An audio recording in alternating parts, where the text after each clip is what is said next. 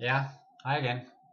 Nu skal jeg vise jer, hvordan I laver en rute i det downloadede kort fra openmtb.org. Jeg har åbnet programmet MapSource, og herhenne i rullemenuen, der finder I det kort, jeg har downloadet. Jeg har downloadet kort over Danmark, og det kommer så her i en udsnitsforstørrelse. Jeg zoomer lidt ind. Så en udsnitsforstørrelse her.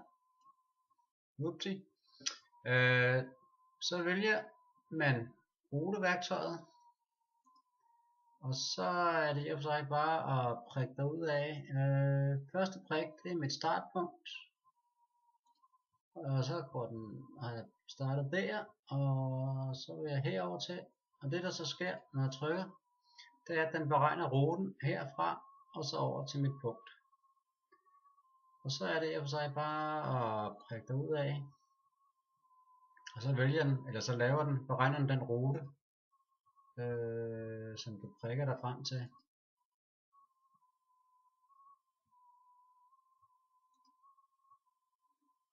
Og så fremdeles. Så stopper vi her. Det man så kan, det er, at hvis nu går herop og tager pileværktøjet og trykker, min rute ligger her, så bliver den her rute highlightet. Hvis jeg dobbeltklikker, så kommer der egenskaber for ruten frem, og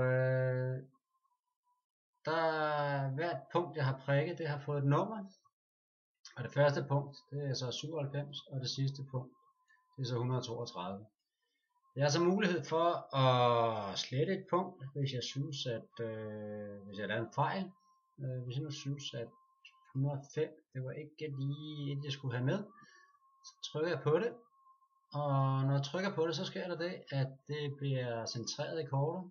Så det er det punkt, vi har her.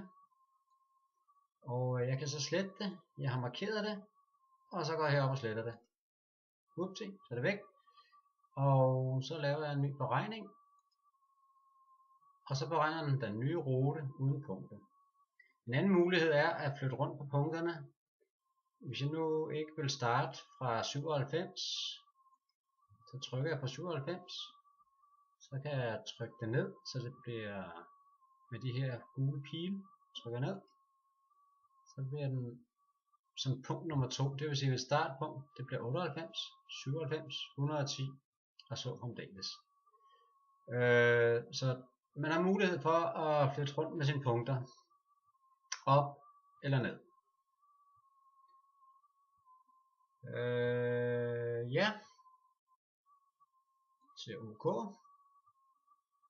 Den laver en ny beregning. Jeg zoomer lige lidt ud, så man kan se hele ruten. Den kommer til at se sådan ud. Og det næste er jo så, at den skal overføres til din GPS enhed, og det gør du ved at trykke herop, send til enhed. Jeg har ikke sluttet nogen til, men hvis jeg havde, så vil enhedens navn stå her. Og så skal jeg jo trykke på, eller markere, sætte flueben i rute, og så trykke send. Og så er din rute sendt til din GPS, og du er klar til at bruge din GPS med den nylavede rute. Det var det. Hej.